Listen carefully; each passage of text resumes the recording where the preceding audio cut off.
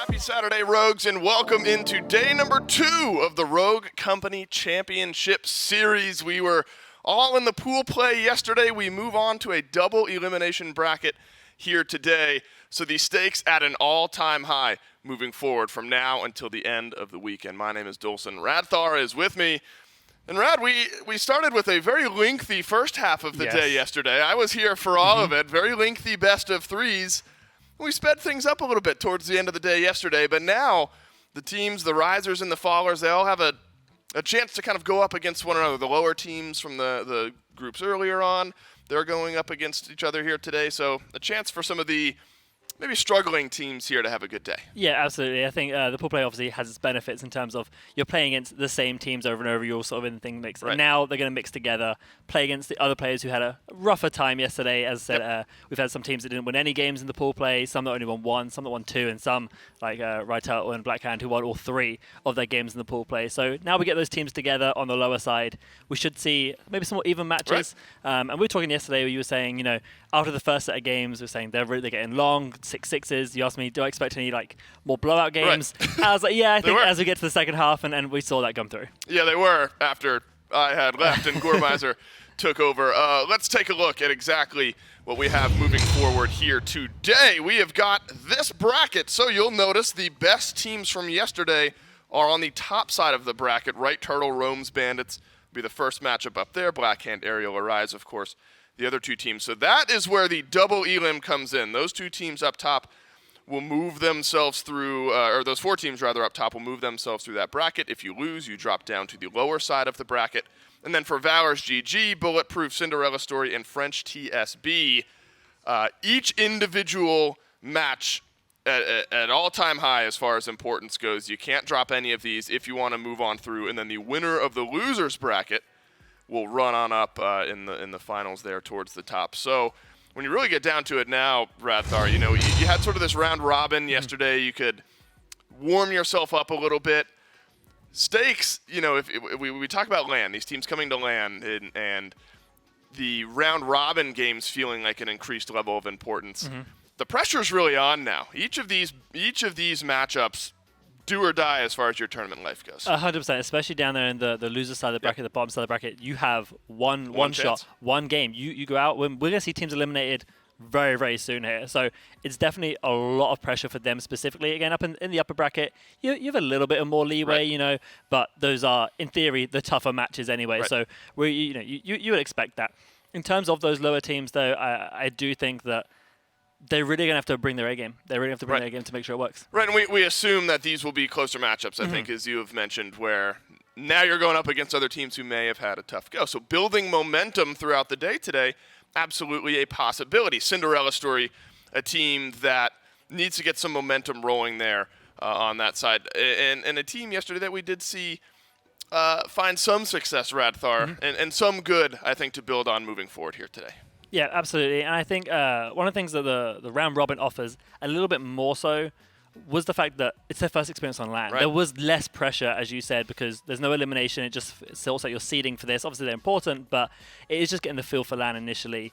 Now, though, as you said, the pressure is on, especially for these first teams we're going to be seeing against Cinderella Story versus French TSB. There's a lot of pressure on these guys because one of them will be eliminated here after these games. Well, who do you want to see step up here today? You got Dak Attack, Tana, Toonie. Who do you think on the Cinderella Story team do you want to see as almost the next factor? I mean, on Cinderella Story, I'm going to have to be honest, based on the qualifier matches, it's going to be Toonie. Sure. He had some incredible moments on Glimpse. One of the most frustrating moments on Glimpse twice as he went against Valors, ran them around invisible in a 2v1 situation and won 2 rounds based on that play alone. That's the sort of thing I want to see from him step up, and I think if he can pull those sort of plays off, if he doesn't get banned out, then they're going to have a lot of success. Again, opportunities for Cinderella Story to get some momentum going here today, and as such, we've got Cinderella Story and GK standing by for a pregame interview.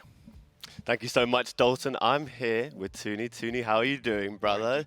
Let's talk about it. Let's just go straight into it. Everybody keeps calling you the console kids, right? How's the transition? Going from console to PC, and not only that, at LAN as well. It's a lot going on for you guys in the camp. Yeah, it's smooth. It's definitely got to get used to it. I thought I'd adapt a little bit quicker than what we did, but yeah, we're here. So do you feel like it's an easier game to play? Maybe if you had a week or so to adapt to PC, or it's just completely different in foreign for you guys? It's not too much different. It's only a couple frames. Well, you'd be shooting your gun perfectly well from what we're seeing, right? Yeah, and so you're playing French TSB today. Right. Have you got anything you're thinking about going for? Obviously, you don't want to give too much away. They might be looking at this or, whatever it is. But have you got any game plans going forward? Any aggression tactics, any defense tactics, retake maybe? Yesterday, we did an alright job getting our first bloods, but we just didn't quite play off it like we wanted to. Seemed like 3v2s turned into just 2v2s. Like, we just got to slow down and just... do better staying alive. Play our lives a little more. Yeah, I get that. And is there any maps you're looking like, if we get to play that today, that we know what our game plan is, we know what we're meant to do, and we've been scrimming, so we should get it right? I feel like Factory is probably our Factory, really? So maybe the util or something like that, right? Yeah. Okay, cool. Well, that's Toonie, everybody. We've got a big player to watch out for today, and we're just going to go for a short break before we get into the games, so stick around. On we go into the next conversation, the matchup that we've got here. So Cinderella story, a team yesterday, Radthar, as we've talked about, they didn't win a game in their round robin play, but did have their moments. And as Toonie talks about, they're a team that was able to grab themselves some first bloods, not able to capitalize it. So you talk about a team that has they've identified areas of their game to clean up, and that's always a better place to be than just saying, I have no idea what was going on, we have no idea what broke yesterday. We at least have something we're looking at in order to fix moving forward. Now, French TSB, again, a bottom two squad from the I believe it was over in Pool B, but was able to grab a win up against Valor's GG yesterday. So literally more success than the opponents over on Cinderella story. But I think GK had this team slotted for maybe a bit more success than they had found up here so far. Were you surprised with, I think it was the 1-2 win-loss record out of the pool for this French TSB squad? I think with French TSB, the question mark around them as sort of that wild card that GK was picking up is they are coming from France. They're coming from one of the furthest regions players here. So they were on the qualifiers sitting at 100 ping. Right. And when that was removed, we were really curious to see exactly how they would perform. And I mean, so they won one of their games. They did lose the other two, but they had a pretty hard bracket as we saw, and we know they definitely put up against the medal there, going against Blackhand as well in their pool, who dominated as we saw yesterday. So I'm interested to see how they'll play more now. What I would say, like, on the level that they performed at yesterday, compared to a team who sort of performed somewhat similarly in that lower two sides. So I'm interested to see what they do. They are one of the sides, I think, that offer some of the more unique picks, Sigrid being a particular favorite of Mr. Brady. So I'm interested to see what they pick up here and how they're going to use a more unique play style that we haven't necessarily seen so far today. Well, Toonie had talked in the pregame interview about Factory maybe being important. Won't see Factory, not in the bans, but also won't see it as the first map pick here. Hollows ends up being the first selection. Canals and Skyfell banned out on one side, Favelas, and Lockdown, of course, banned out on the other. So Hollows for map number 1 here, Radthar. Does that give you any sort of inkling as far as rogues go, pace of play, things like that? I mean, okay, the thing with Cinderella story is they use guns that we don't normally see from the teams here. They use the Hydra and the Devotion as two of their primary weapons, and we used to seeing Saharas, used to seeing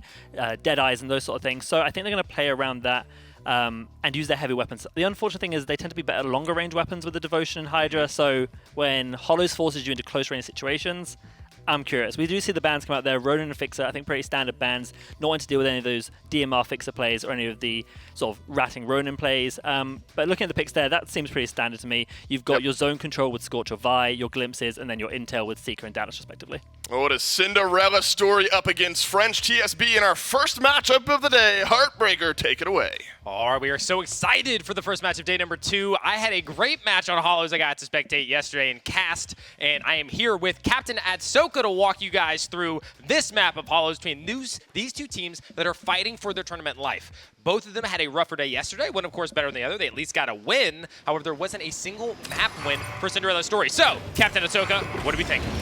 I think they're going to step up their game here today because clearly this is the console team. They're not used to playing on PC and they're not used to playing at LAN, but now since they got that day 1 warm-up, I'm thinking they're going to see a lot more results here in day number 2, but only time will tell as we get this game number 1 underway, and already I love the Seeker pick. I'm a Seeker main myself, so whenever I get to see them in action, I get excited, especially here on this map pick. Oh, absolutely. As you can see, there's already a reveal coming through. That Seeker over towards that bomb to the A bomb site is going to be the one that gets you all that information. The only way you can avoid that is either to go really, really slow, but as it go, it's going to be Tan who's forced out immediately by Mr. Brady. Doesn't let them stick around at all. Spots him behind the box and knows they're going to get Molotoved off. They're going to have to run out of that. All they have to do is hit those shots, and they do. So all 3 players there for French TSB have aggressed. They have the man advantage, and now they're thinking, okay, we can fall back, we can slow this down, and we can make the most of the ground that we have gained, and that is exactly what they're about to do, as it looks like the bomb... Oh. Look, they were about to play, but now they are okay. They're trying to figure out if anybody's nearby. They're trying to actually rotate now. This is an odd one because I feel like they had full control, but they're deciding, nah, maybe we rotate. But I think they might actually change around as they realize the rotation through middle, well, that's not exactly free. Yeah, you know the fake bomb plan is good is when it fakes out the casters, because I bought on that. Hook, line, and sinker. I'm thinking the bomb's getting ready to go down, but no, they're trying to lure out that last Vi there as they will finally get that elimination, and it will be French TSB to win the pistol round. Picking up round number 1, that's a big one, especially after coming here on the second day. You know that both teams are a little more comfortable now. They've been on land for a day. They've talked over the games last night, I'm sure, in the rooms, watching the VODs, figuring out what did they do wrong, what can they improve upon. So you know they're coming in a little rejuvenated, a little more comfortable than they did before, and this was that Molly play. I love seeing things like that. The player thinks they're safe behind a half wall. Well, hold on a second. I decided to buy up that first round. I've got that. And of course, cleaning them up there right at the end, taking down that Vi. And now it's a matter of can we see a bounce back? That's the thing here. Can the console folks over there on Cinderella Story manage to get their head in the game? They had a rough day yesterday, didn't win a map. This is where you need to step up and say, we can do this. They definitely need to, but with that being said, you got to keep in mind, French TSB, at least in my opinion, was one of those more underrated teams coming into this because you got to keep in mind, you know, when they were playing during the quals, you know, they're playing in a completely different region. They're working with 100 ping. They're playing at 3, 4 in the morning. So I think we're going to see a bigger show out from them here at LAN now that all's fair and all is square. But as we get things underway, you can already see one member already falls for French TSB, and they will find the Vi on the side of Cinderella Story, and we are even 2v2. Yeah, I was really happy there for the side of Cinderella Story when I saw that they'd gotten that opening pick. I said, this is what they needed. Tana with a nice kill there with that salvo who will end up getting traded out. But now things are even. The bomb is dropped, however, and that's the one thing that you can still say, maybe this is in favor of the defensive side here of Cinderella Story because at least the bomb is down, right? If it's not, you got to think all the weaponry still on the other side. It's going to be tough. They still have the salvo, but of course with the glimpse, you can always just roll your way on in there with that invisibility, grab that bomb, and bam, it's planted. Now it is definitely swapped to favor that attacking side. Yeah, and we already know how deadly a bomb plant can be when you have a glimpse in your pocket. So again, this is going to be a tough reclaim coming from Cinderella Story, especially since they don't have the gun advantage. We see Tana right now trying to get some work done with the 8-3, only using the pistol in hand, not being able to get much done, as we can already see Toonie now trying to go for that ninja defuse with the glimpse. Kid possibly get it, has only 1 more second to go. Oh, there it is. They will get the defuse, and Toonie will get the first win on the board for Cinderella Story. I was casting those insane plays that Rathar mentioned on the desk with Toonie as the glimpse, making those sorts of plays, just causing chaos with that invisibility, and that is just case in point right there of what can be done. That is a big round win for them. It's something they desperately need this early in the round to even things out 1-1 here on Hollows, to kick things off on day 2, to make yourself really feel we're in this game. And now they are both teams gonna have the weapons out. No more pistols for this round unless, of course, they choose to or run out of ammo. And so now we get to see how do they clash with weapons in the hands of both teams. And the crazy thing is that I was actually talking to Cinderella Story last night, and they were coming into today. They were saying that they're going no holds barred. They're bringing their A game, and they're throwing caution to the wind. So don't be surprised if we see a lot of high-risk, high-reward plays coming from Cinderella Story. They will be taking no prisoners, as we can see Mr. Brady already trying to frag their way to victory here, throwing those smokes, using that util to try and come up the middle. And now we see Tykins laying down some shots through the smoke with the Mamba, not really being able to connect, but it will provide enough cover to get the bomb planted.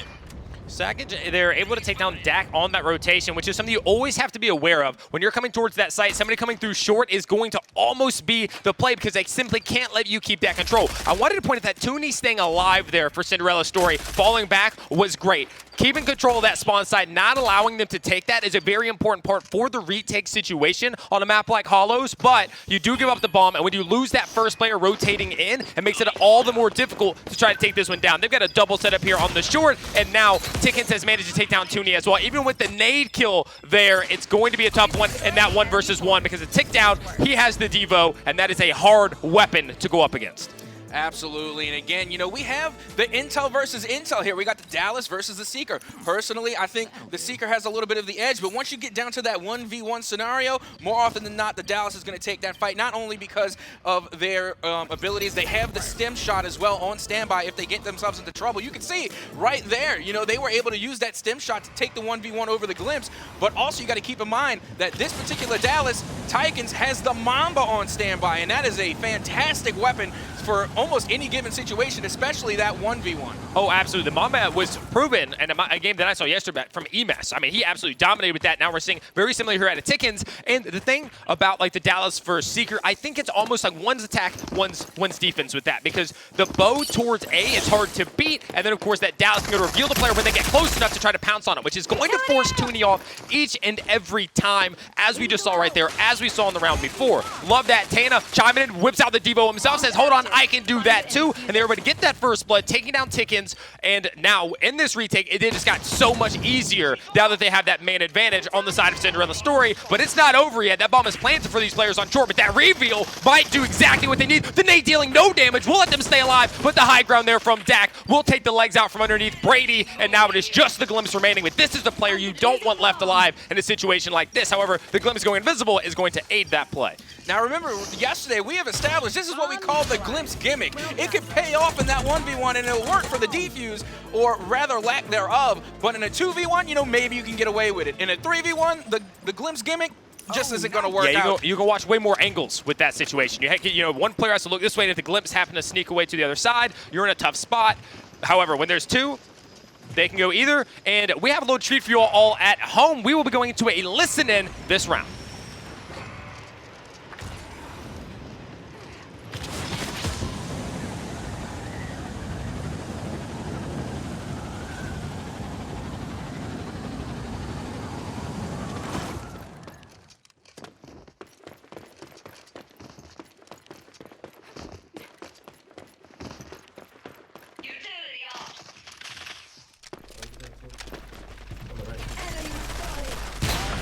Brady. Oh no. Dude, that was Brady. Oh, he's on me, bro. He's outside. He's outside. He's literally outside. Enemy spotted. Where's Glimpse? Right in front of me. Enemy spotted. Okay, they're both right here. Yep, Dax got a kill. I don't know where Pink is anymore. Wait, we choked that?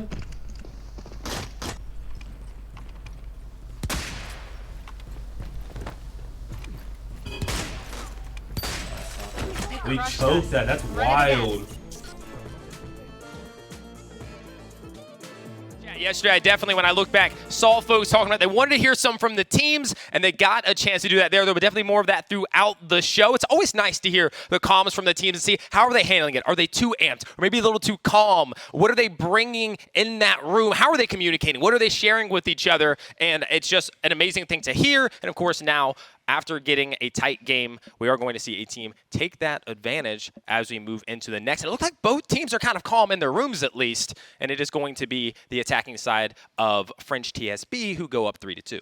Yeah, and if you ask me, and as always, if I'm capping, say captain's capping, but I honestly think on the side of Cinderella story, they're being a little bit too calm, a little bit too quiet. They need more communication. Granted, they were able to call, you know, the quick chat saying, oh, you know, I got the Glimpse over here, you know, they're over there, but they need to communicate more with their own positioning, saying, oh, I'm covering this lane, I'm covering that lane. They really need to talk it up. You know me, I'm a chatterbox. I love to talk. I love the communication. And that can pay off huge because especially when you are already using that arrow from Seeker, your intel is gone. on. The only source of intel you have left is that communication. So they just need to talk it up a little bit more in the booth if they're going to try and take some more games off of this French TSB squad. Yeah, right here, Tana gets, this is an advantage that Tana should have with that Devo, taking that fight long range, but the damage goes in the other direction, and Tana is the one who is actually knocked down a little bit lower and is forced off that angle, but the backup is coming in, as we see there on the radar, and now on our screens, we can see that he said, hey, look, this guy's kind of hitting the shots, Jack, you want to come help me out a little bit? And now they're trying to take down Tickets, who's stuck in that corner. That Molotov will force him out. Again, that utility usage coming out from both sides to not necessarily get that kill, but to be able to force the player into a spot where you can get it, and that ties us up 3-3. This series,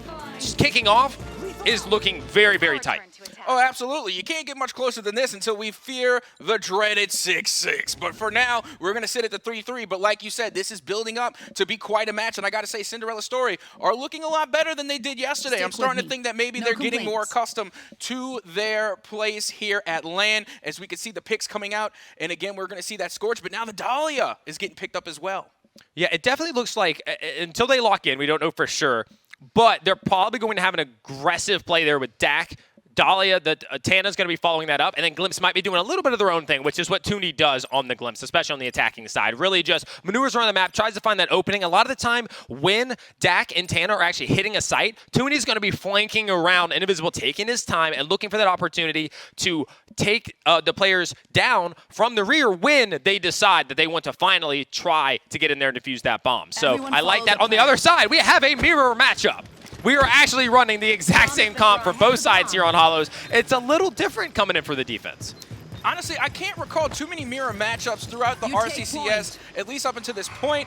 But I gotta say, when you do see it happen, it is definitely interesting, because now there's really no clear advantage when it comes to picks. It's all coming down to gun game and util usage. So it's gonna be interesting to see how both of these teams are gonna be using the exact same characters. And already you can see both teams going for the Scorch link with that Dahlia. Yeah, that's exactly what I was just thinking is, oh, they're going for that. So those Molotovs, well, they're not going to do a whole lot. The best you're going to be able to do is, so here's what I'm thinking, though.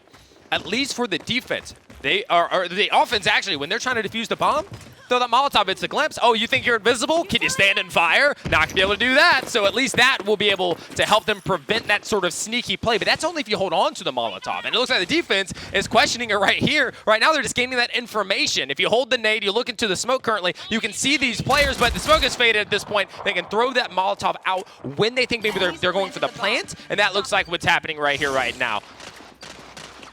Here we go. We see Tana again holding down that corner. Going to be keeping their eyes out and open. And remember, this is the pistol round, so no big advantages for either side. As we can see Sackage being able to get that elimination on Tana. As again, we talk about that sneaky flank coming from the Glimpse. And this time it was coming from the side of French TSB. As we can see Tickens now trying to protect their teammate as they go for the missed Molotov. And they are lining up the headshots, dealing all types of damage. And that will be the defuse in a round win for French TSB. Yeah, I want to say, because the other player was defusing, so I think the only way that Molotov was thrown was from behind that. I think there was a misthrow from the attacking team. They wanted to molly the bomb, and instead it hit the pillar in front of them, and they were actually Molotoving themselves, and that's tough. That's really tough, because that was the play I was talking about. Oh, they want to defuse, you can slow them down, you can kind of work at your own pace, but if you molly right here, yep, he threw it right there into the pillar, and it ends up lighting it ablaze. It doesn't force the player off the bomb or off the corner, and that allows them to get that defuse. That's tough. I mean, that's just, the jitters are there, you make a little mistake. We've all done it. We all go to throw a nade, it catches a corner, and then we're just like, well, that's not how this was supposed to play out. Not only that, but we've seen that so many times already here at LAN. How many times have we seen a chalk flash themselves this weekend alone? A little more than I thought. A little more than I thought. Absolutely. So again, no big surprise there, but with all this flame immunity, I don't really see the Molly doing that much damage either way, as we can already see the push going towards A, not being too successful off the cuff. So now they're going to try and regroup and replan and see how they're going to go about this bomb plant. So they have full committed over towards this A bomb site. Cinderella Story trying to break their way, and they're clearing all of their angles on this push. They haven't found anybody yet. Cinderella Story looks to be falling back now. They're like, all right, well, they haven't given us anything. Maybe do we go back to B? And it looks like that's what they're thinking. They're going to head in that direction. Now, they could be a double fake, right? We haven't seen too many of those. They swing to one side, swing on back. If somebody catches them on that rotation, they know that the comm has been made, and then they can kind of pull that double, but nothing yet. And it looks like we're getting a fight over there towards short. And it's going to be Sackage who takes down Toonie coming across that zip. And now support has arrived. All three players from French TSB are already there to defend that B bomb site. These rotations rotations are not working out for the attacking team. I mean, every time Cinderella Story gets over there, they're already set up and ready to defend that site, and they simply cannot break through. And honestly, that was just a little bit of goofy goobery coming from Toonie. I'd hate to say it, but Toonie, again, you know, using that zip line, that's something I would like to avoid because you're giving away too much intel. You can always tell when someone's hitting the zip, and then you're at a disadvantage because your aim's all lopsided, and then it's really just a one-sided venture when you finally get across the rope and you get knocked. So it feels bad for Toonie, as again, we can see the clock running out. They will run out of time here. Doesn't look like they are going to get the bomb planted off, and that will be another round win in favor of French TSB. That's a tough one. Like I said, they just got completely locked out. If Toonie survives there, they have a way in, right? They can pinch that site, maybe force them off, but Cinderella Story end up losing that first player coming across the zip, as you said. It does not give them an opening. And then with the rotations coming out of French TSB, they simply couldn't break into the site. I mean, they are pinned down there on long. There's not really any cover until you get up to that low blue box. So if you're trying to break in from long, you're just going to be getting beamed from the players. You don't have a smoke left or anything like that. It seems you probably used it over towards Ace bomb site, and that's just really, really tough for them. And they have to figure out what they can do. Clearly, these hits where they're trying to like fake towards the site, be like, oh, because they didn't even spot anybody. So it's not that into all three are here, rotate sites. They simply just swap sites. Cinderella Story got there, saw nobody, and said, oh, maybe we'll try B instead.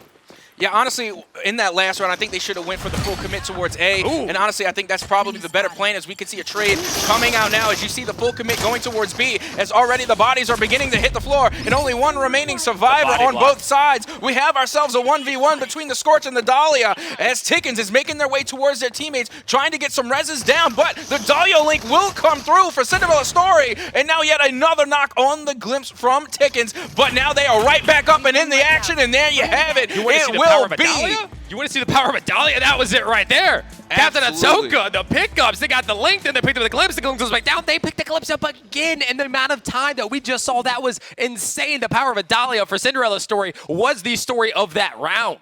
Absolutely, and a much-needed round win for Cinderella Story as now they strike back on the board. They are closing that deficit, and now they are only one round away from equalizing against French TSB. That was a much-needed one, and it's the power of that res. The fact that they were able to get that happening, that the Dahlia was the character for Cinderella Story that stayed up throughout all that, able to get the link, because again, it was 1v1 as you pointed out, and then all of a sudden it was a 2v1, then it was a 3v1, then it was a 2v1 again, back to a 3v1, and that's just really, really tough, because no matter how many players you see them to drop, if it's not the right one, they're getting back up.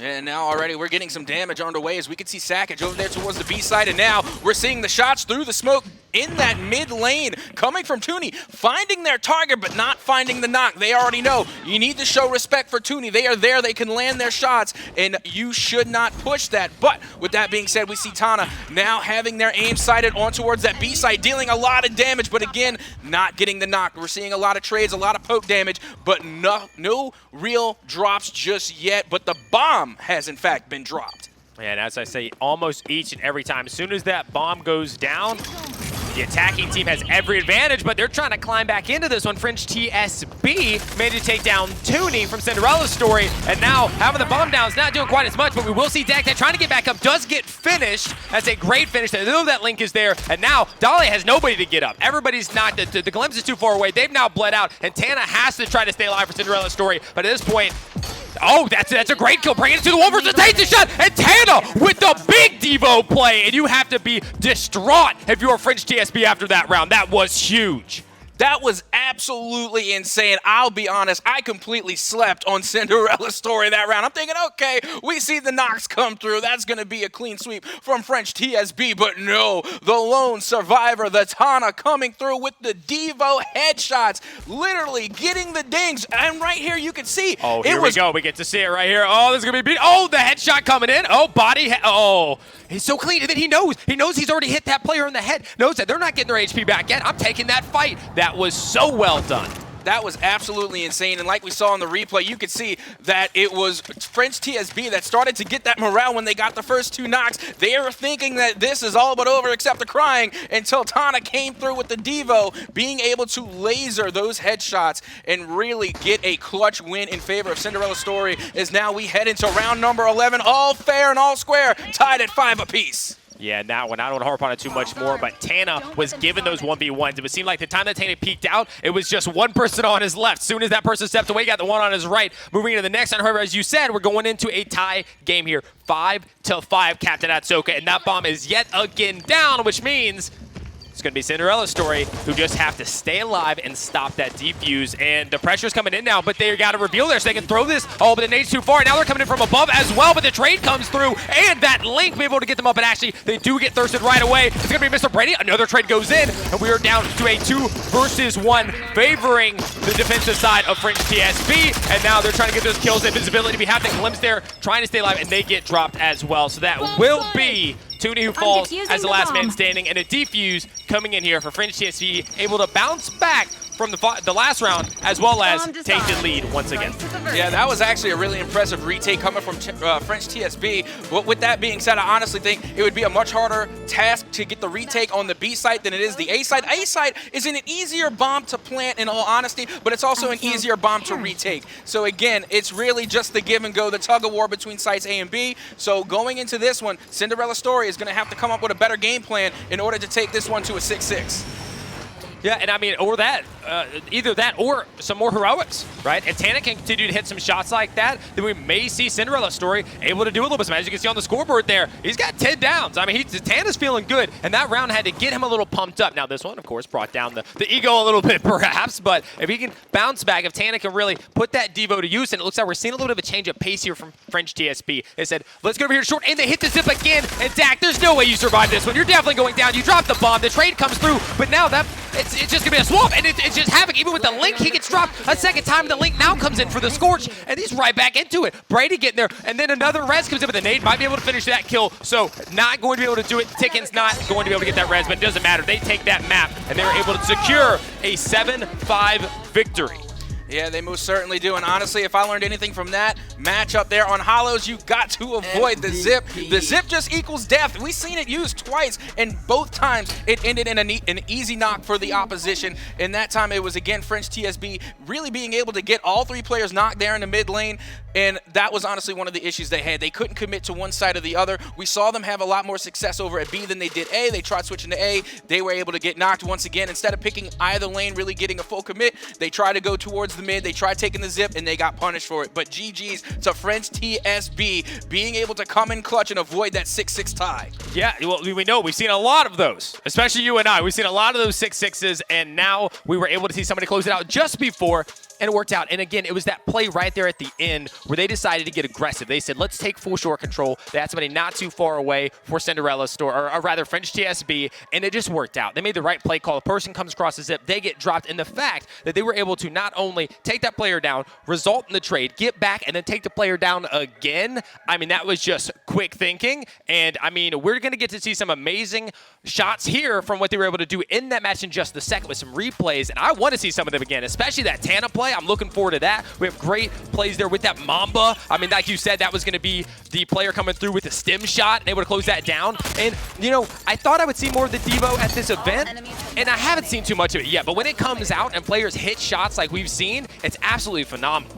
Yeah, honestly, if I was to pick my favorite highlight, it's definitely got to be that 1v2 at the end from Tana with the Devo. We're talking about the Devo play, textbook example on how to use it, that Tana play. Literally lining up 2 back-to-back headshots to come through right here as we see it in the replay. Probably the most clutch moment of that round, even though it came from the losing side. Yeah, so, I mean, it's one of those things where you can walk away. I know Tana's going to go back. He's going to watch that. That's probably getting clipped. Oh, yeah, that's probably getting clipped. It looks like it's going to be Tickens who walks away with the MVP reward, which I love that we're seeing. That's awesome. Give a little credit to the player who stood out throughout that match. Although, to be fair, there were a couple. We saw Tana. He was definitely top of his team. And on the other side of French TSB, they actually just, in general, performed really well. You know, they played their roles. We saw the reses come through when they needed to come through. We saw the Molotovs go to work, so Mr. Brady doing his job. And just all around, French TSB really, really looked solid there. Now, I think it was an improved version of Cinderella Story. However, now we're moving to their world. They said Factory was the map there in that interview with GK. Toonie said Factory is where they feel most comfortable. Well, let's see what they got. Yeah, this is their time to step up. They've been talking about Factory all day long, yesterday and today, and honestly, Factory has been one of the top map ban picks of all things, so we have yet to see any real Factory play at all. And now that we're getting to see it, and it's on the favor of Cinderella Story, this is their map, this is their home, this is where they can get a win finally on this LAN event. And honestly, going into this one, it's going to be a tall order because French TSB now has that one-round win, and they have the momentum and morale on their side. Oh yeah, they're feeling confident, right? They already knew coming in, like the team we're going against hasn't won a map yet, but the team that they're going against might not have played Factory yet. So now they get to get their map, right? We're going to see Cinderella Story on Factory, and this is a map that, as you said, it doesn't see too much play, at least hasn't yet. In this event, it's very utility heavy. The rotations are also very, very quick, so you can definitely pull off fakes, but the defense can also get there very, very fast as well, right? I mean, just in general, this map, you can swing side to side all the time, but breaking into, like getting the bomb down is very difficult on a map like Factory. And we see Ronin is already banned because, again, that's a player that can lurk around, right? That's a character that's going to be able to find those holes, break through if you have any sort of intel. It's not going to catch them. And now it's a matter of, oh, it's run out of time. Who are we getting rid of next? And it is Fixer, who ends up getting banned from the other team. So that's an interesting one. Fixer definitely allows you to push into sites, get that smoke, force people off. The Talon, that's a pretty common pick. You're able to get a lot of intel with Talon on this map. Throw that dart out towards B, check it, see if anybody's close, push up to maybe death box. If they aren't, pull it back, throw it on the flank, that sort of thing. And of course, Vi, great. Poison, the bomb, so on and so forth. If they're trying to retake, poison it. Like, it doesn't. Vi is definitely a character on this map, as well as Scorch. You're definitely going to see plenty of Scorch on a map like Factory. Absolutely, and don't get me wrong, you know, I like the vibe picks, I like the defensive characters, I like Trench, you know, I like the characters that can really control the pace of the game. But with that being said, when you're playing on something like Factory, I'm not 100% sure. Normally you see a lot of that control coming out on High Castle and, you know, maps of the like. But as far as this one, you know, there's a lot of tight corners, there's a lot of angles. I'm thinking, you know, you go heavy frag, and again, maybe bringing out a little bit more range, which is why I was thinking maybe the Fixer, but then the Fixer got banned, and rightfully so. Fixer on this map is absolutely deadly. Oh yeah, just a really easy way to break into a site is with the Fixer. You're going to throw that smoke, and so for instance, on the B-bomb site, you throw it on the left side, and you can wrap through, depending on how deep you throw it, and pinch anybody who's sitting there in the tunnel. So that's what they can do, and it looks like early on we are going to see a stack hero. 2 players already over towards the A-bomb side for French TSB, ready to defend against the 3 players for Cinderella's Story. Damage done on both sides, but it looks like it's going to be a little bit of a stalemate. The dart rather for Talon is on the other side of the wall, I think. They have now pulled it back. They know the player was there. They decided to go ahead and poison them out. He throws the ball on top thinking he's about to get pushed because they have that intel, so not going to have it, but it is going to be Pickens, who is already on that big flank, and a kill there would be huge. However, if he falls, they lose that advantage. He's been spotted. He does fall. Tiggins is knocked out by Toonie, and now you definitely have to favor the Cinderella Story in this round. Absolutely. They got rid of their main support, and now there goes their main fragger, as now we can see Tana and company starting to make that push to get the last kill, and there you have it. They have a much well-needed round 1 win in favor of Cinderella Story. Yeah, and I mean, as you said, it's definitely well needed. I mean, you have to bounce back from that one. Again, guys, for anybody at home who doesn't know, their tournament life is on the line, right? Both teams ended up in the lower bracket, which means a loss here will eliminate them. They will be done. They will be watching from the spectator side the rest of this event. Nobody wants to do that. Nobody came here to Atlanta to go home early. These teams have to win this game. This is do or die, and so you're going to see everything coming out, and after a map 1 victory for French TSB, you have to get Factory. You have to if you are Cinderella Story. And it looks like we're going to see another A-hit coming out from Cinderella Story. At least early on, they're showing that aggression in that direction. Now what they decide to do, we're going to find out. And I like the strategy here. They're once again going straight for that A site. They're going for the A plant, which is honestly the strategy that works best. Honestly, if you're going in towards that certain specific site, you want to keep running it until they force you off of it, because you don't want to give up on a site push that happens to be working. But we can see already, it looks like Tana and company are going to go for that rotation, and we can see that they're going to be pushing that mid lane to try and make their way back over towards the B site. But there in waiting, of course, is French TSB. As you can see, Dak Attack trying to get those head peeks, not being really able to land a whole lot of damage, and Tana, again, doing some tactical crouching behind the wall. Oh yeah, just waiting to see if anybody's going to give him that peek. Give Tana that angle to take somebody down. The bomb is actually going down now, and it looks like they had already used utility, or they decided to save it perhaps to force people off later. So bomb being down here towards the site. Now they're looking for that flank. They're hoping that somebody's going to make that mistake, give them that opportunity to take them down. The French TSB players, however, not looking to be coming from that side. So Cinderella Story putting a lot of attention back there, and they went for a more default plan. So they can't play too far back, actually. It's going to be Mr. Brady's already clearing up your death box. Actually still has the flame, so he's able to take it. Takes it now before the C4 goes off. Takes another fight with Toonie. Significant damage. Picks up another. And now that res is coming through. They're not going to let that happen. It is all there on to Tana, who lands some great shots with the Devo up close, bringing it to this 1 versus 1 against the Glimpse. The Glimpse only having a pistol here. Sackage needs to come up big with that gun. And it's a very close one. One shot, however, with the head. Oh, it's going to be tight, and he's going to land it. Tana with the Devo does pick up the 1 versus 1. Only a pistol on the other side, but that pistol did some damage. That was absolutely insane. Don't get me wrong, the pistol did a whole lot of damage, and honestly, if it wasn't for that Devo, it definitely would have been around going to French TSB, because it wasn't like in the last round that Glimpse was not landing their shots. They were hitting all of them, Yeah, but let's face the facts. You got a pistol going up against a Devo. It's pretty much a one-sided venture, and that was oh so close, but again, it is Tana to come in clutch in the 2v1 scenario with a hip-fire headshot to get the win and get the dub, but this is something that I've been itching to say. Going into this map, another thing that is so important for Cinderella's story is that the other 2 players have got to step up. We see Tana really backpacking this team, and you really hate to see it. You want to see all teammates participate, and I really need to see some more of that Looney Toonie action that we saw from the Qualls. We need to see them step up in a major way here. Tana cannot do it alone. No, I mean, you have to. In this environment, a single player carrying a team is just becoming less and less likely. I mean, you're on land, the stakes are high, and all the other teams are probably going to have their players trying to pop off, so you really can't be a one-man show. And so far, we have seen some rounds coming out from Toonie and whatnot. Dak's been a little quieter, but if they can step up here for Cinderella's story, then I agree. That will be the difference maker. A little bit of missed shots there from Tana. And in that last round, both replays look so good. Mr. Brady opened the door there for Tana to do what he did. So well done to Mr. Brady. Got to give credit, especially that gun. Nice little headshot there, but he's got the half wall for cover. Not too much of a risk. They're not using any utility to try to clean that one up. I'm not sure any is available actually for Cinderella's story at this point. And that Molotov will come up to force the player out from Mr. Brady. He's going to take that fight, and a roll there from Dak is going to see him rolling out of this round. Tana holding that angle. These crouch spams are fantastic for Mr. Brady doing work, and that is going to be a defusal coming in as the action continues, and French TSB are on the board.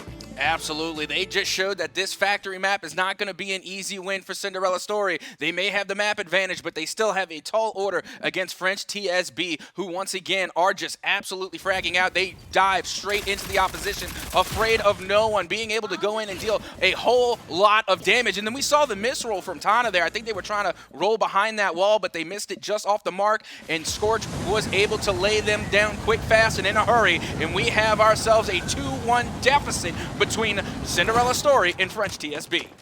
Yeah, and both players that we got to see fall, Dak and Tana, were both basically caught on an awkward roll. Like, that's tough. But that's, I mean, you can't make those mistakes, right? At a level like this, and this type of competition, mistakes are what lose you games. It's not always that the enemy team is just that much better. They just didn't make the mistakes, or they capitalized on them. And a mistake there is climbing up on top, not knowing that somebody can come over that jump ball as we see that damage being done. And he narrowly escapes, but Dak coming alive right here with his C4. Might not have been with the gun itself, and they're going to finish that as well, which is very important. They have also taken control of the spawn side of that B bomb site, which is big. Now you know you can definitely get the plant, and Tana continues to show up big with that Devo.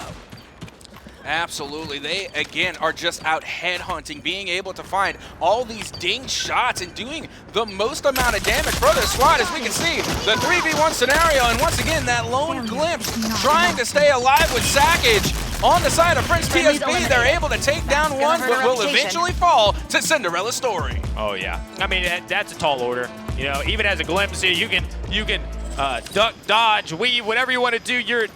There's 3 players. They're going to find you. They can wait out that sort of like invisibility. You go into it, they'll wait the whole time out. As long as they decide to stick together, get that intel, you won't be able to get it back in time. And of course, time is not on your side.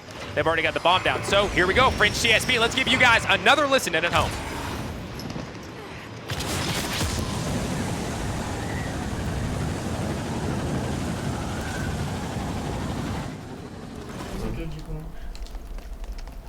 Gauche, moi je peux sur le site. Je vois personne sur B. Ça arrive sur A. Vas-y, juste sur le site, ça peut. Je vais venir main Ça avec passe. vous. Dalia, talon. Reste ici, ça peut. T'as pas des yeux. Si ça monte sur ton nom, je... Dis-moi talon, t'inquiète. Bon. Oui. Je vois pas. Et encore Dalia, tiens, devant toi. Non, elle est Non, partie. elle est partie. Elle est au fond, là. Je vais au mid prendre l'info. Y'a un mec au mid, Allez, ouais. Vous avez la ligne sur Dalia, hein? Et du coup, je tiens à mid. Ok, je recule, on a la bombe de toute façon. Il est là. Va, il y a la highway. Vas-y, fais ta gauche. Ouais, fais gaffe, vas-y, derrière la box. Elle te pêche. Vas-y, vas-y, go. 40. Nice, peut aller là-bas. Enemy is eliminated. Great work. Or we got to listen in there. I don't speak French. I don't know about you, but it seemed like the comms were good. Like it felt like at the right times they were saying things, and you know they were calm though. It was the calmness that got me. Even when they're making those big calls, like oh somebody might be lit or something, was I'm assuming they're saying with the player on the back of that box, it was calm. Oh, yes. Very cool, calm, and collected, but still very vocal. They were able to communicate a lot well. And like I said, I don't speak French, but I can only imagine what they were saying. You know, they were still communicating very well. And honestly, like we said earlier, that was something that was lacking on the side of Cinderella's story. They were communicating, but it wasn't a lot. It was just quick little chats here and there, or one shout out, and that was pretty much it. But on the side of French TSB, they are being very verbal, very vocal, and they are communicating extraordinarily well, which honestly definitely contributed to their last win. As already we see the first initial drop coming through onto that vibe, but then the quick res will also come through. We're back at a 3v3, but Sackage laying down tons of fire and dealing out a whole mess of damage. Oh yeah, I love that play. I saw them running over to that cubby, and I knew exactly what the plan was. The bomb is going down right now. They'd faked it at first, now they've thrown it, and he's going to smoke on the player and try to maybe take that 1v1, but the player comes through the smoke, not going to allow that to happen, and now they basically sealed this off. The poison comes in, you're not pushing from that side unless you're willing to give me a little more HP on the Vi, and you're going to take a bit of damage that you're not getting back. I love that play. When they went over towards the jump spot, the short position, I was like, they're going to line up over each other. One's going to dunk, one's going to stand, they're going to take it. Now we're going to see a little bit of fight there, and a little bit of the duck coming, or rather, a duck coming out of Dak, and he's going to be able to drop that player, and it is just a cleanup here coming out of Cinderella's story. They said this was their map, and after the first half, well, you kind of have to agree. Absolutely, but they needed it. They absolutely needed it. They have been performing, unfortunately, not up to par up until this point. So now that we're seeing them come alive, I think this is going to be the momentum shift that they need to really start to make a comeback into this LAN overall. But still, it's not over yet. Still, plenty of time left for French TSB to try and make a turnaround here as we head into the second half. And of course, as you can see, they're already hovering a Vi. As I mentioned earlier in that first half, the Vi is very, very important. Even if they swap it off, they're going to get somebody on it. It is key for this. As they move to the defense, that Vi can do so much. Even if they decide to go the Scorch, the poison still hurts. You know, you might not like it. You might be able to absorb these flames, but that poison's going to tick you. And the glimpse, Toonie, you have to expect that. The Dahlia coming out. The reses for them, I mean, with those reses, you don't want to leave a Dahlia off. That is something that has kept them in both maps, really, was that Dahlia. So Tana going to stick with that and be able to pull that out on the other side. Dima, I like that. I definitely like that. We see Dima coming out a lot more, and French TSB is definitely one willing to use that. And of course, a Scorch and a Dahlia, they're going to be avoiding those flames. So you're not, again, the flames are almost out of commission unless you're using them on the glimpse from that Molotov. And that's one thing I'm going to be looking for right here is because we see Toonie on that glimpse, and we already know what they're capable of. They are a decent glimpse player. They can really get those sneaky flanks in there and deal a whole mess of damage. But again, we haven't seen much of that from Toonie, so I'm still waiting for them to show up and come up with that highlight reel play that we know they can do. But like you said on the other side for French TSB, I am definitely going to be looking at that Dima and that Dima ult because there are so many walls for that Dima ult to bounce off of here on this map. So don't be surprised if we see 1 or 2 knocks coming from Dima as we head into this round number 7. Yeah, that damage being done on the Tana there as they pushed towards the site gave them the opening that they needed because they knew Tana couldn't come back. Tana could make those comms, but he couldn't come back. What they didn't know is that Toonie was already on that fast flank, able to drop down one, but has to go for the reload, and now the pressure is on. The player's trying to seek them out. They threw the Molotov. That's exactly how we wanted to see that used, but 16 HP as they step out of that Molotov, and they clean up that round. That was well done. Again, when I saw Tana pushed off, I thought, okay, they have the site, they have it secure. Then, without knowing, Toonie comes from behind, takes down a player, and manages to stay alive. It's the chaos. That first pick was great. After that, causing that chaos is all Toonie needed to do. And honestly, I love as a caster when I just happen to talk things into existence. Literally, before the match even started, I said I like to see Toonie on this glimpse pick, being able to get those sneaky flanks and do a whole lot of damage. Ooh. Not only getting the initial flank on that Vi to get rid of the bomb plant, but then coming back around to finish the job, getting the elimination, not on the torch, but on the Dima. They managed to avoid the elimination from the torch by going invis and then allowing their teammate to take the distracted torch out and then get the surprise attack on the Dima. Well executed from Cinderella Story as they will now go up 5-2 in the favor of Cinderella Story. Look at this aggression. I mean, Toonie is already pushed all the way up, and this is what you're going to expect because with that glimpse, you get the intel. If they're pushing towards you, you'll get a little ding. It'll tell you, hey, they're coming this way. And now with that information basically not coming to you, you know they're not there, and now you can push through, and that's exactly, well, what is he doing? He's changed it up, and you love that play. He's not coming from highway. He's going the long way around. Toonie said, okay, you thought that I might do this because I did it last round. Let me change it up a little bit for you. Let me get a little spicy with it. Now, the bomb going down, the flank comes through, and Toonie drops down Tickin. Sackage now needs to try to get back and stop this, but they're pincered in the site now. Sackage over toward short. The thirst comes through, and now this is a tough hold that Mr. Brady is coming up big for French TSB right now, able to take down Dak. Tana coming alive, though, is able to secure that and get back with his teammate to bring it to the 3 versus 1 thanks to that link. And Sackage once again left in 1 versus 3. A tough spot and forced all the way off towards short, and Tana with the big shot to close that one out. And again, it just seems like Cinderella Story have full control of this map. They were able to execute well on offense, and now they're getting the job done on defense. Again, we're seeing Tana really pop off with that Devo, landing nearly every single shot, almost all of which have found the headpiece. They are absolutely dinging, but I gotta say, Toonie has stepped up in a major way again with those flanks, making them count, and then, of course, Tana coming in with that Devo doing a whole lot of damage. You see it there. A nice, crisp, clean shot to the headpiece to get an elimination on that Dima. And now it is 6-2 in favor of Cinderella Story. Yeah, it's a tough one for Tickets. He's sitting down with 1 down at this point. And I mean, they are getting relatively dominated, right? They had a little bit of success there in that first half of French TSB, but it hasn't looked good since. And with this sort of score line, somebody's probably going to be looking a little low. And that's going to be Tickets this time. Oh, but that's the big pick that they needed. Mr. Brady able to take down Tana, but it's not going to get taken down right away because of that trophy. However, then they go, oh, we want to use an utility for this. Let's put the guns to use. Take down, and now they will be taking control of more territory. Yeah, and they're not being shy at all. They're saying hello and how do you do with that full push going inside the defenses of Cinderella Story.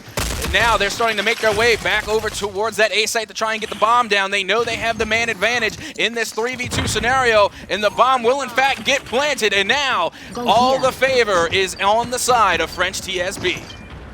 Yeah, move that bomb down, man advantage. This is going to be a tough situation for a Vi and a Glimpse. I mean, the Glimpse to try to move them around. Maybe the play is that you use these poisons to try to force the players off, and they try the Glimpse to just go invis and go for the defuse. But with somebody, well, that's taken out of the equation. Now it's French TSB who just come through and clean that up, and they're not out of this yet. You know, that was a potential last round for them. That was a potential going to map 3, but French TSB bounces back. I think that pick on Tana early on as they're trying to take that site. They get that pick, they open it up, and then they don't rush anything. They try to make sure they're set. They try to make sure they're stable, and they're able to get that round.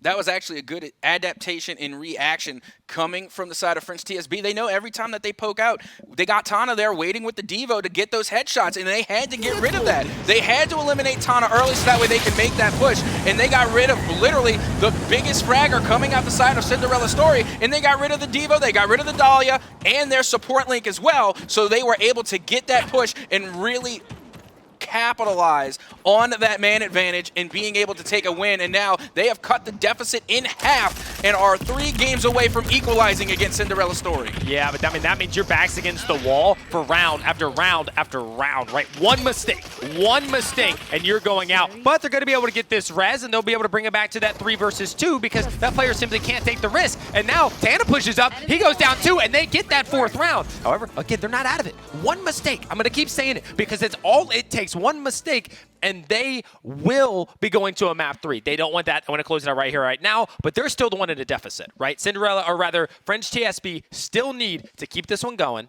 win more rounds, and we just need to see from Cinderella Story, I think they need to slow it down.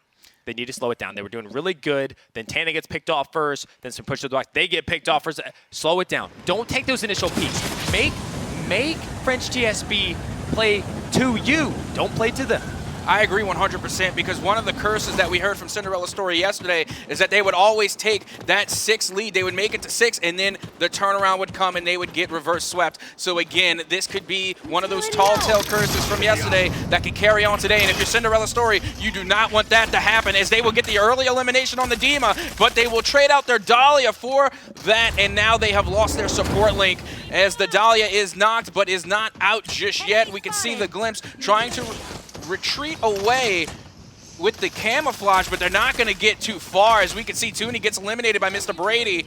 And now only the 2v2 remain. We have the Dahlia Scorchlink versus the Dahlia Vi, and we can see the trades coming in, and that will be a trade again, a 1v1 scenario between the last remaining survivors, the Scorch and Vi, as the trade will come through, and Toonie is able to clutch up and get the dub. That 1v1 was key because the bounce back there, that's where it starts to fall apart. Then that gap is brought to 1, and just them being able to take that one out, being able to clutch that one up is big. They needed to close it. They need a map win. That is, as we said, their first map win of the entire event. But they got to play at home. They got to play on Factory. They said it was their one map, and it still got a little tight at the end. So a map 3, depending on what it is, I'm a little nervous if I'm Cinderella Story. Honestly, and you have to be, but at the same time, this is like the biggest morale boost that you've had all land long. They finally got their first map win against French TSB, and now they're going to a game 3. But what, like you said, that was on their map pick. That's the map they've been talking about literally the entire tournament. So now, as we get ready to head into this map 3, they're really going to have to step it up in a major way, and again, bring some more of that communication that we saw, and also some more of those highlight reel flanks coming from Toonie. Absolutely, and those are the 2 things I want to talk about. Toonie, he stepped up. They needed that. They needed that. And we're going to probably see that in some of these replays that we're going to be sharing with you all, that Toonie came up big. The utility usage was also very, very, very nice out of these players right here. Toonie, big play. Or no, this is Sackage, actually, I believe, in this round. And I was a little caught off because we went invisible. I said, oh, you're not going to be able to get that kill. But he's able to bounce back out of it fast enough. When this was happening, I was like, oh, they're going to get a pick. There's no doubt. I have gotten farmed by that position multiple times. But here's the Toonie that you wanted to see, Captain Atsoka. Absolutely, because we know what they're capable of. We saw them being able to pull off these type of plays during the quals, but we haven't seen it so much at lane. And now that we're here on the main stage, we can finally see Toonie stepping up in a major way, but also you can't talk about Cinderella Story without talking about Tana with that Devo landing those headshots. And as you can see, our MVP actually came from the other team. Yeah, Mr. Brady. And I'm not too surprised because a lot of those plays, even if it was somebody else to close it out, maybe it was Sackage or even Tickens, who had a rougher game this go around, which is the other play I was going to talk about. I said Toonie was a big part of joining Tana to help out Cinderella Story. On the flip side, though, it was a little lackluster from Tickens, so he needs to step up. But Mr. Brady, on the other hand, the plays with Scorch were great. One of those rounds was ripped wide open simply because he pushed up, put the salvo to use from behind the box, opened up that round for the rest of the team, and then, of course, we saw they ended up falling apart on that one, but Tana with some nice shots coming out of that Devo, which we've been talking about a lot, and I'm looking forward to seeing more of that. But before we leave Factory, I have to talk about, they said this was their best map, and they still didn't take it super convincing. At first, yes, they got up, but then they came back, and I just want to know quickly, what are your thoughts on a third map? If Factory got that close and that was their best, their secret, can they get a third?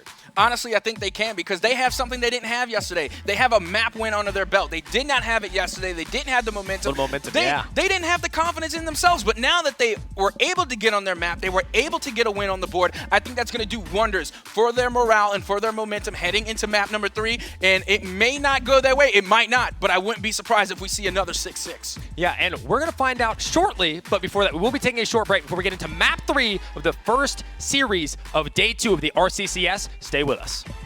Welcome back, everyone, for a map 3 of the first series of day 2 of the Rogue Company Championship Series. And would it not be the first match we didn't go to a map 3? I mean, we have to, right? Yeah, no, we absolutely have to, especially when we're keeping tabs with what we were doing yesterday as we started off. Of course, every game went to a 6-6 all the way to game number 3. We couldn't expect anything less coming into day number 2. And not only that, but with some of our less familiar teams than what we saw from yesterday. So again, we are coming into day 3, and we are heading to Icarus. Oh, I like that. I like that for a map 3 between these two teams. We've gotten to see them on a bigger map like Hollows, a sort of medium-sized map like Factory, and now we're shrinking it down. We're going to Icarus. A lot of very, very close battles on a map like Icarus, but it's another one where that glimpse can be deadly. We saw it before with other players. Joker, for instance, from Aerial Arise did work as glimpse on this map, and if Toonie sticks with that, he's able to get some of those plays, able to sneak around. I definitely see it. We know that a lot of people tend to hit towards that B bomb site, but the glimpse being able to sneak through middle or A is kind of like that wrench that gets thrown in. So I'm very, very interested to see how Icarus plays out. Now, you know what I want to see on Icarus? Honestly, I want to see that Vi pick come back out because we already know going towards that B and that A side, having that amount of control, having those poison traps there are going to be monumental in controlling those sites. So again, I wouldn't be surprised if we saw the Glimpse and Vi combo, and that's really what I want to see, coming from both sides, honestly. But you know what I don't want to see? I really don't want to see that mirror matchup that we saw in map 1, just because sometimes it got so confusing. I'm thinking one Glimpse goes down, it was actually the other one. So hopefully we see a little bit more diversity in the lineup. Yeah, well, I can tell you, if we don't see a Scorch, it would be mind-blowing. Scorch on this map is very, very, very popular because, again, those choke points, not going to slow her down. Scorch is going to be able to run through no matter who it is. You throw that Molotov on the door, which is kind of the counter to a B-Rush. All you do is run up, you chuck a Molotov as fast as you can and hope for the best. But a Scorch is taking site control. They're going to push through, and maybe you get across as well from the defense, but then they can push you on the back of the site. And if they're running an SMG with the flames on, they're probably taking that one down, unless you can get a crossfire. Maybe somebody's helping you from the spawn side. But then you need a lot of the dominoes to fall in your favor for that. So Scorch, very, very common. Same thing if you go to the other bomb site. People try to Molotov the player who might be planting behind the default bomb box. Well, if you got a Scorch there doing it, it's not going to do a whole lot of damage. Yeah, you know what else is another thing we saw a lot of yesterday that I wouldn't be surprised that we see here on Icarus is, of course, the Ronin. I want to see that Ronin dagger. It's going to be huge coming into the map like Icarus because you can use it so many ways. It's so versatile. You could throw it, you can get a detonation. Sometimes you can get lucky and pick up a 2-piece. Or you can, of course, attach it to the wall, and there's so many tight corners. We've talked about Nocturne Alley, the alley where if you turn, you get knocked. So again, you can really just stick that dagger just about anywhere and just wait for someone to stumble across into it. So again, that's another pick I would be interested to see if it does come out, but we are getting ready to get into it, and we're going to see not only who our teams pick, but who they ban. Yeah, and so the play on the screen now, Dak. That's somebody that I think we need to see more out of. I think we'd agree that Tana has been pretty consistent. Toonie stepped up a map to Dak. Dak needs to show up. They want to take this down. I'd love to see Dak get some of that confidence. Dak get some more time in the kill feed, on the left side, not just the right side, and be able to step up for his team. On the flip side, Tickens had a rough go, as we mentioned before the break, on the side of French TSB. I mean, we really did see, one down going into the latter part of the game. Gonna need more out of Tickens to be able to bring that one back. And Mr. Brady with the MVP. We saw some big plays coming out of Sackage as well. So we're definitely going to need, each team has somebody that could probably step up. Oh, absolutely. I couldn't agree more. In all fairness, though, on the side of French TSB, they are communicating a lot more. We went into the listen-ins, and once again, it sounded as though Cinderella story was a little bit more quieter. Well, there's that Ronin. You thought that was coming out. No, we're getting it banned. Oh, I'm not surprised at all. I already told you all the advantages of having Ronin on this map. I'm not surprised at all that they went for the ban on it. And again, just because that Ronin dagger can be so deadly on this map, but I'm going to be interested to see on who they ban next. But I got to ask you, just to pick your own analytical brain heartbreaker, if you was to ban anyone going in on Icarus, who would it be? Well, I think right now they were kind of hovering that Lancer. I don't think that's a bad pick because I always say it changes the way you play the game, can get to your Nocturne Alley much faster, but at the same time, Fixer is somebody who it's always on your brain. Always. There it is. Fixer is somebody that no matter what map you're playing, your brain is going, do we get rid of Fixer? Do we get rid of Fixer? It's not a bad one. It's not a bad one at all. The other one, of course, the conversation, I can tell you, every time you go into a game, who do we ban? Fixer, Sigrid, Lancer are like a top 3 almost every single time. And then, of course, the way that the game kind of shifted, Ronin is now in those conversations a lot. It just depends on the comp that you want to run, and it's always strange to me a little bit when people decide that they're not playing an Intel comp, but they ban a Ronin. And you're just kind of like, well, hold on a second. Yeah, there's disadvantages. They have the nade, they have the smoke, they have the dagger, but really it's the Intel that makes Ronin as powerful as she is. We can see the picks right here.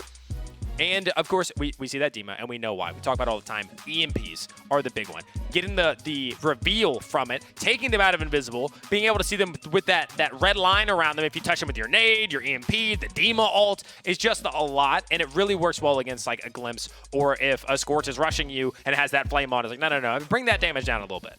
Yeah, and again, like I was talking about, I'm surprised that we're not seeing more of the control picks like Vi, because we're looking at the B site, and you can see there's tons of coverage if you get the bomb down, but that one poison trap coming from Vi can force them out of their position, but at the same time, so can a Scorch. The only problem is that you have Scorch with the Dahlia Link, so now the majority of the players are immune to the molly. Yeah, well, so I think it depends on how you want to play the site. for the defense, for instance, whether or not you take a Vi. Are you going to actually attempt to defend the site at a close range? Vi. You can get up there, you can throw them down. Chucking those poisons from spawn to there is going to take time. They might already be out. So it definitely depends on how you're approaching it, whether or not you go with that Vi. And it looks like they just simply decided the way that we're going to play it is going to work. And we're going for a B rush here.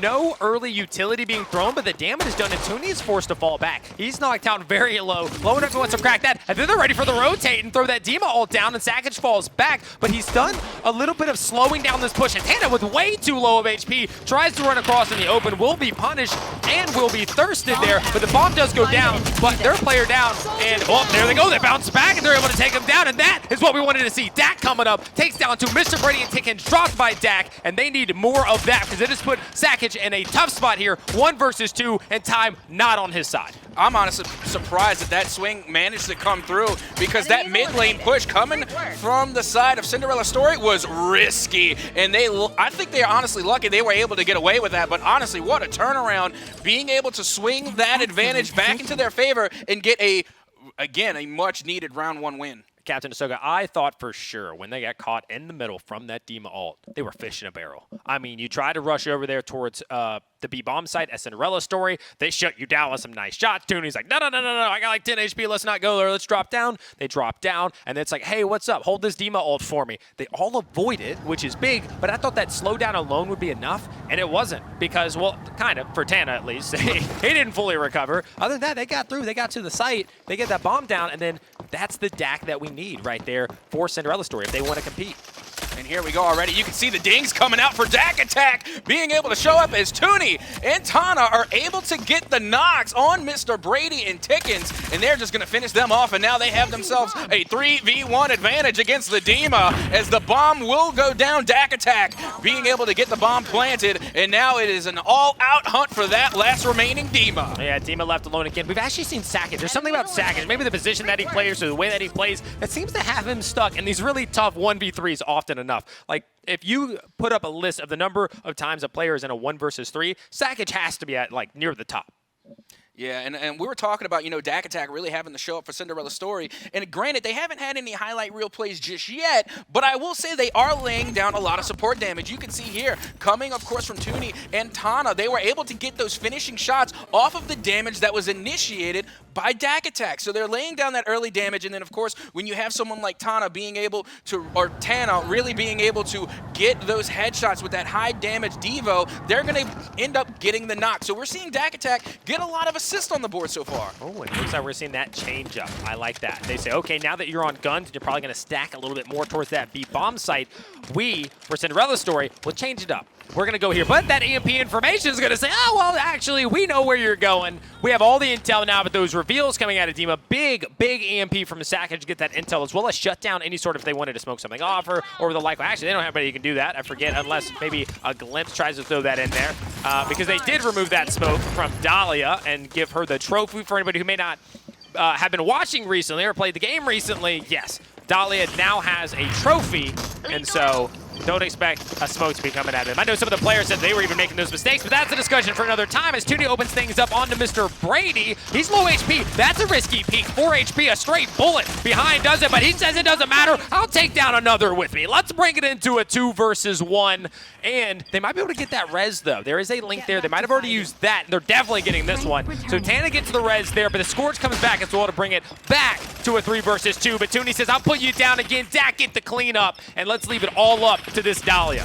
Honestly, the biggest clutch on that one, like you said, was Tana being able to hold that alley with the trophy system. If you don't have a trophy system in that alley, you're going to get dealt with instantly. And honestly, I don't think the other team really expected that to come through. They thought someone was sitting there and waiting. Of course, they're going to get an easy frag. We even saw the Dima ult come up, and they weren't able to connect with anything. So that was honestly a good play from Tana coming through. And then, of course, we saw the initiation come from Toonie, really being able to get that initial knock and then also getting the trade. But with the quick res from Dahlia, they were back up and in it in no time. Oh, yeah. I mean, it was very, very well done. And I did question that peek from Toonie because even if that person is shooting the player that was just in front of you, if one bullet goes off, if they whiff, it's actually bad for you because you have 4 HP, you're going down. But as soon as that HP started to come back and Toonie decided to get aggressive, they put another down and another down. So cool, it works out in their favor. It's still a risky play. Now we get to see how could Fringe TSB get back into this game? How can they take control? Because they're down bad right now.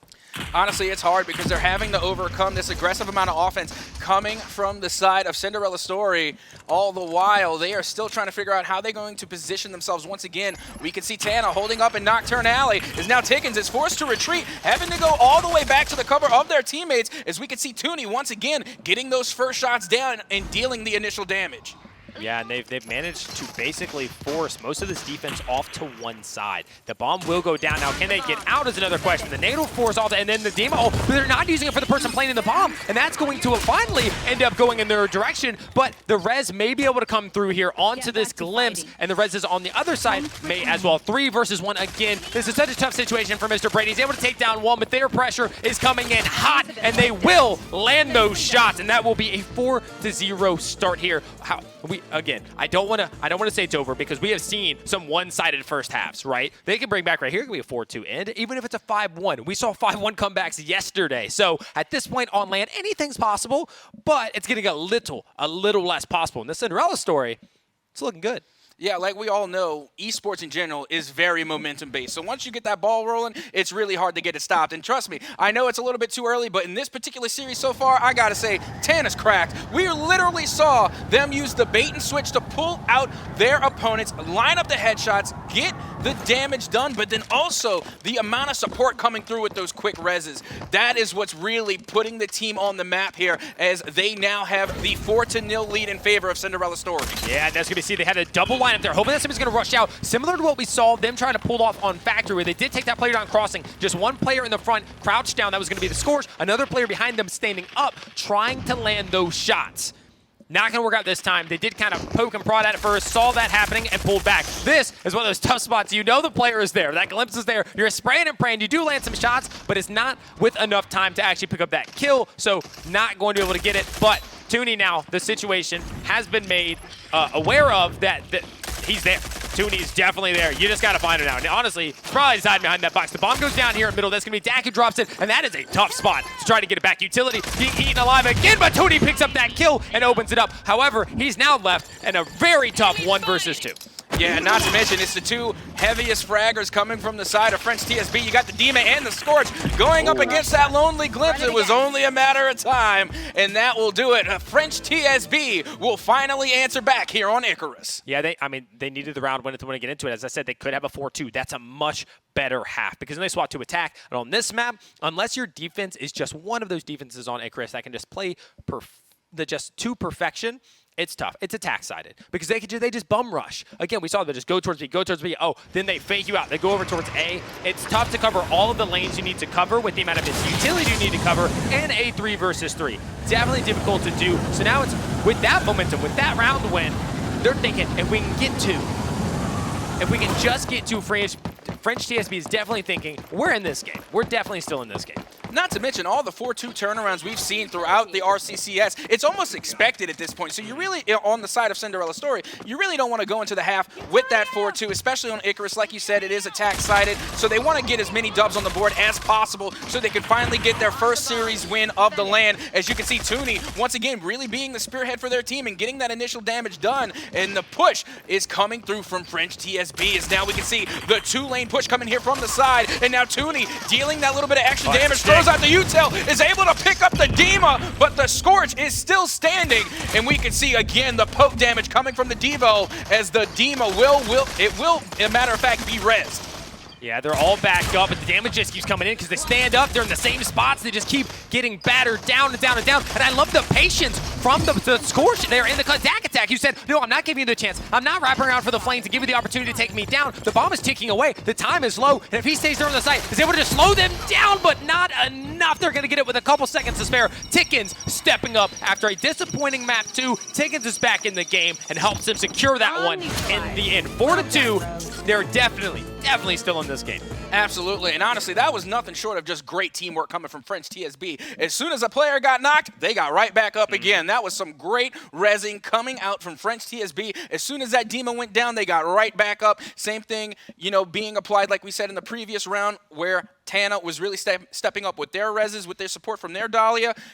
French TSB managed to do the same as we get ready to head into the half. And now we are swapping sides here, as we will see it will be now the turn of French TSB to do a little bit of offense. Yeah, and that's going to be the interesting part. Is do they do so? We didn't see as much just straight up rushing towards that B site. They would kind of run in that direction. This is Cinderella's story, of course. They would run in that direction. They would get a little bit of info, and then they would decide what they were going to do. Do we keep going? Do we swing back? What are we looking for here? And then, oddly enough, they went a little bit heavier over towards A. And now that we've flipped, it looks like, oh, well, we got another mirror match. We most certainly do, and already you can see off jump the Dahlia Link coming through on the side with that Scourge. But it's going to be interesting to see how will the other side use their Dahlia Link, and it will be used on the Scorch as well. Has to be. So it's a pitch-perfect mirror matchup. Yeah, I mean, you have to. In this situation, you're not linking with the Glimpse. It's just not happening. The Glimpse is going to be potentially off doing their own thing, maybe too far. Even on a map like Icarus, you don't have to be, there's only been so far you can go. It's a very tight map. And they've already cracked the flame, so they're definitely committing to this B rush. They want to take that fight. They're still going forward because no significant damage was done. That was the difference in that last one. But Sack is not able to get through middle unscathed. Will fall. They're going for the res, and the cover here is coming in from Mr. Brady. It's not going to happen. They're able to drop another, and that is a very clean round from Cinderella's story. Able to shut down that B pinch by picking that player in the middle, and instead of saying, you know what, we'll have to let that player go. Let's get in the site. Let's get the bomb down. They went for that res, and I think it came back to bite them. Yeah, honestly, that was a big whiff there coming from the side of French TSB. And you can honestly see how devastated Mr. Brady was. They face-palmed a little bit. It was a big punish coming from Cinderella's story when they initially got that knock. That was Toonie, once again, with the initiator, being able to come through and get the first knock and really lead the way for their squad. Look at Toonie stepping up in a major way, leading the pack for Cinderella's story. Yeah, and we said that Toonie would still need to be there. We're still going to need to see some great shots out of Tana, and Dak has stepped up. Dak has definitely been somebody that we've spectated and we've seen, they're doing definitely more than they were previously. On the flip side, though, I don't think we're seeing the step-ups that we need for French TSB, and now they are getting the site control. Again, it's a matter of what they do with it. Last time the bomb didn't go down. Now they're actually getting in there, and French TSB will get it down. Sakic has not fallen in the middle, is still trying to distract these players, but I think he's being spotted, but the help comes in. Taking steps out, lands some great shots, able to drop down Toonie. The Glimpse is out of the equation, but from behind, Tana's coming in. He's able to drop down one. He needs to hit that shot. He does, and we are down to a 1 versus 2. The defender here, it's going to be Tana. Yeah, that is Tana. Is it harder next time? Was it Toonie? It's Toonie. Was that Toonie? I saw a DMR and I said, oh, that's got to be Tana. That's what I was thinking. It was a Devo on a Dahlia, right? That's a Tana. That's a Tana build right there. But with that being said, and we know Tana can actually win those. There's 2v1 scenarios. They can definitely win those, but still. Still a good attempt from Toonie. Still a good attempt. Absolutely. French TSB isn't going to give that away for free. Don't expect it every time, but with that being said, they will begin to close that deficit as now it is 5-3, still in favor of Cinderella's story. I think that might have been a Cam thing. Tana is the Dahlia. Yeah, so that might have been Cam. I think we were right. Yeah, that was Tana. I'm sticking to my story. There we go. All right, they're moving their way over here. And it's basically the way that they're setting up. They're going to have that one player going over towards the B-bomb site to defend, get the information, but they're playing passively, right? It's only to get the information, be able to call that, and then the player here in middle's job is just to try to stop that pinch, do the most damage, but it's not going to matter. Toonie falls. That's going to be a big Molotov for Mr. Brady, who has continued to put that utility to use. The flames for Mr. Brady definitely do work. They're definitely going hot, and now they get the pick, and they said, oh, you've all rotated? Too bad. We're going to head on over to the A-bomb site. Yeah, not to mention they were able to get the early knock on Toonie, but already they are back up and in the fight. So we have ourselves the 3v3, even though the bomb is planted. I got to say this is a much better push coming from French TSB as now they are going to be running the alley here, and they will read the flank perfectly, but they push out just a little bit too far, and it will be Tana once again coming through with the punish as they will come through with that trade. But look at the side as we see Toonie once again, and Tana going for the defuse is going to have to back off the bomb as Mr. Brady tried to get the kill, but Tana with the quick shot from the hip is going to put Mr. Brady down in the dirt to make it hurt. It's another round win for Cinderella Story. Oh, all I kept thinking was, if they go for this defuse right here, Mr. Brady gets into the cut. If he gets into short, you can't do anything. You can't help him out, but Tana didn't need help. He said, hold on, give me a second. I got him. It's a wrap. No worries. We got this one, and they go up to 6. One round away from eliminating French TSB here. That would be quite a story. Coming from not winning a map, not a map on day one, to being able to take this and send a team home in your first match of day two. That's the kind of momentum they need, the confidence that they need to get back into this. And they are one round away, Captain Atsoka. Not just from day number one, but from the jump. They have slept, like the majority have slept on, of course, Cinderella Story, because they are a console team. They're coming from console. They're playing at LAN for the first time. They're playing on PC for the first time.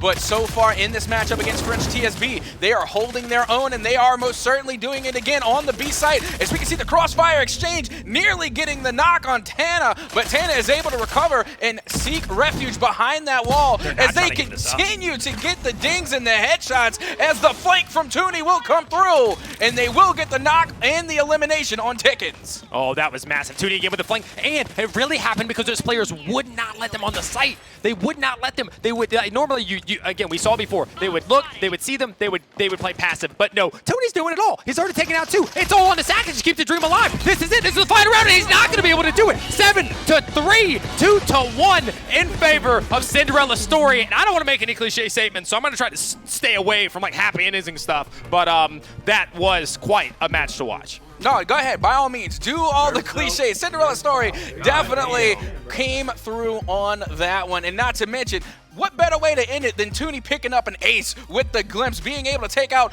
all three with a mean flank. Once again, we talked about it from the get-go. We want to see the Looney Toonie that we saw from the call show up, and they did today, being able to get that win all the way in map 3 against French TSB. Exactly. And, you know, in that first map, we were like, well, we need more out of Toonie. We need that glimpse to come out. The one that we saw in the quals that you've mentioned, and that I casted in the quals, where I was like, that is so frustrating. The way that he's just picking these teams apart and getting through these lanes and being able to do the damage he does as Glimpse. And then in the final round, you know, he had done it earlier, did it in previous maps, but in the final round, to actually get a flank all the way through like that, to be able to come all the way around to be that quickly. And it was all thanks to his teammates being able to slow down that push onto the site, holding that choke point, not giving it up. And with how much we can talk about it, I know the desk has even more to say, so let's throw it over to Dawson and Radthar on the desk. Yeah, don't worry, I'm not too proud to throw a cliche out there. The clock strikes midnight for French TSB in this one. Cinderella Story send them home and move themselves on in the bracket here in the Rogue Company Championship Series. Big players making big plays in big moments for Cinderella Story here, Radthar, on this one. Toonie steps up big with a flank there at the end of game number 3. Dak Attack and Tana also put together some good performances. And I like the way the casters kind of contextualize all of that. This Cinderella Story team didn't win a map at all yesterday, right? Much less a game. And now in a must-win game 3, they step up. Absolutely. And I want to almost give like I think they all played really well. I think our casters sort of highlighted that very well. But one I want to shout out here, as we see here in the replay, is Tana. Yep. That devotion was just something different to see from him. The headshots doing such great damage there. It was just incredible to see. The clutches he got with it on multiple rounds. That devotion really came in hitting as one of the teams that are almost exclusively using the Hydra and the devotion, and only really using devotion. Like you see the power of it right here. I think they did a fantastic job. I think they really clutched up together, and I think they played together just better in this situation than French TSB did. Right, and look, the devotion can feel like such an unforgiving weapon sometimes. That was a nasty moment that, even though it wasn't the set ending moment, I think momentum-wise, that just kind of sealed the deal for Cinderella Story. That big play from Tana down the stretch there. So Cinderella Story continue their story moving forward here. Toonie goes up big, 14 downs, 17 elims on that as well. And then Dak Attack and Tana, of course, played their role here. So Cinderella Story, and this is something I zoomed out earlier on the desk today, in these bracket now style matches, can start to build on some momentum. I mean, you have some downtime, you got to watch the other matches go on, you get some data on teams that you might be playing a little bit later on. But as far as stringing wins together, this team's got to be feeling good. I mean, 100%. I think something a real highlight from these teams is the way they split, especially on that last map on Icarus, a 2-1 split, having Toonie there on the flank. He did it multiple times with the Glimpse because they know he can survive. He's so good at surviving with the Glimpse, and they kept the other two always together. They were always together, shooting over with the Devotion and the Hydra, just staying close together and giving that covering fire. And the moment that Toonie gets that pick off, they come together and they pinch them. And we saw so many times, especially in the last round and the penultimate round, they came together and they pinched them, and there was nothing French TSB could do. I do think that French TSB can leave this event with some confidence, maybe moving forward. You know, the group stages didn't necessarily go the way that they had hoped. They put up a good fight here in the first round of the lower bracket and the actual bracket portion of our tournament. But with so much kind of levied against them, I mean, you talk about what these European teams have to do to get here, to get to studio. You travel, you're adapting over the course of just a couple days. You get to play a few matches in studio yesterday.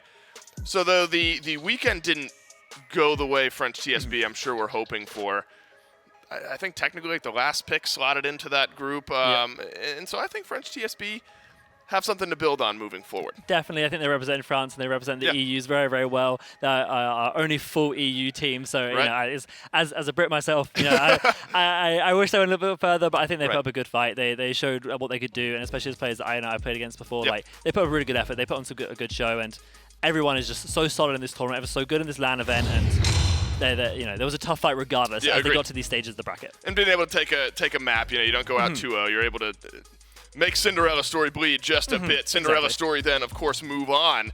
They will be awaiting the loser of the top left matchup up there, Right Turtle versus Rome Bandits, and then Black Hand Aerial Arise will fill out the next round here in losers round 2. Of course, Valor's GG versus Bulletproof. That's another lower bracket matchup that we've got. Also an elimination match there.